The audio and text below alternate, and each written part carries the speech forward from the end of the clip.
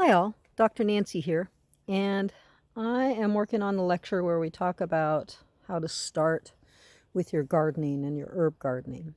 And it's really important that you start with whatever your goals are, both short term and long term, and then look at your resources in terms of time, money, um, your space, your attention, all that kind of stuff. So, because if you take on too much, you're going to get overwhelmed. So, so I'm just showing you my little planter box here that I made up last week. And I wanted to make a planter for my herbs and get them out of pots. These are some herbs, some that I grew, some that I brought over from my old home where we just moved from a month ago. And I had a big, about almost quarter-acre herb garden there that I developed. It had been a suburban lawn to begin with, and over 20 years, I developed it all into an herb garden, food forest kind of thing. So then we moved, and this is what I started with. This planter box made out of repurposed paving stones that the previous owner had left. Okay? Because right now, we just moved. We just bought a bunch of stuff for the new house, and we're just, minding our resources. So that's what I started with. Now I just want to show you the land here. So you can see I have got a lot of property here. And this is the backyard. It's been in lawn for about 20 years, and it's been heavily pesticided. So I'm going to be rehabbing it over the next, again, 20 years.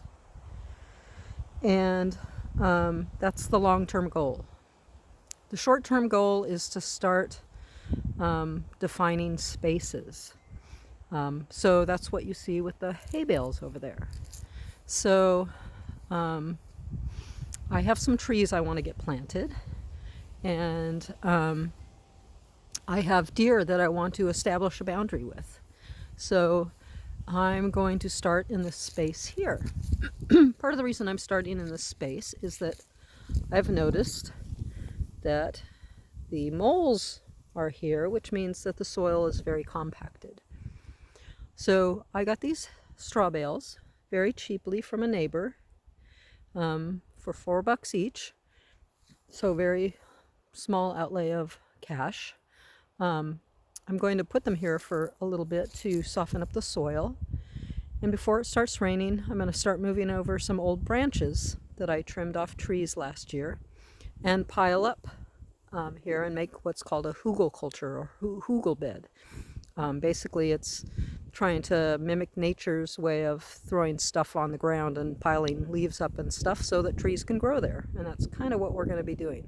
So again, I got a total of 5 of these bales, which ran me $20.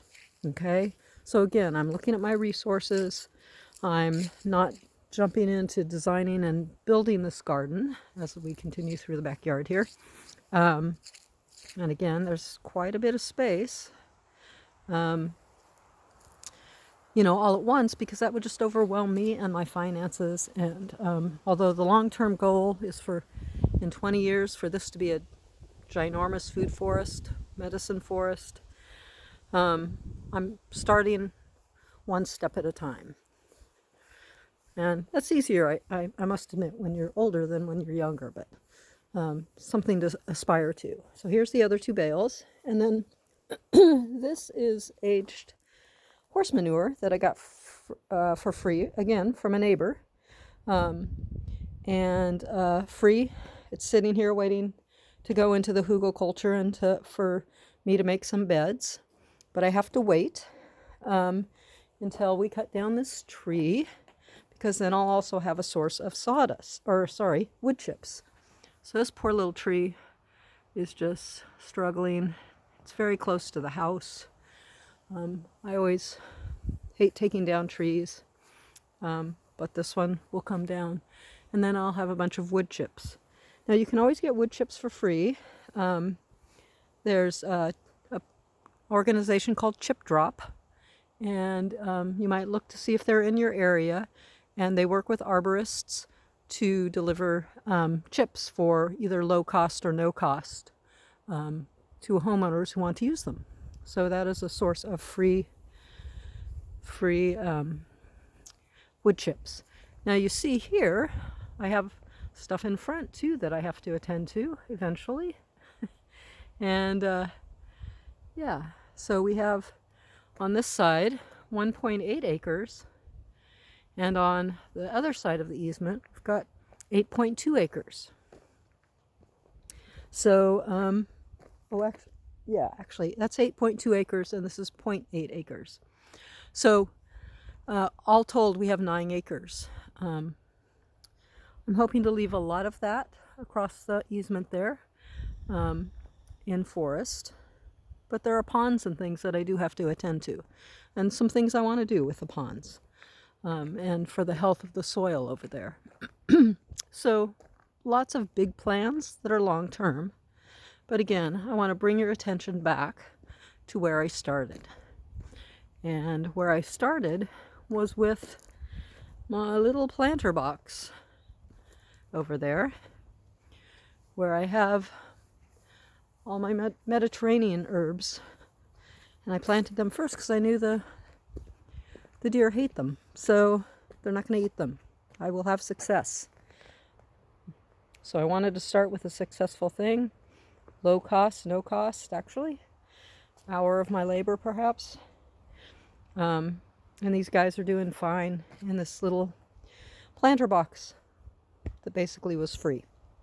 Okie doke. So I just wanted to show you an example of how to start out, even though you might have long-term grand plans, to start out with the resources you have today.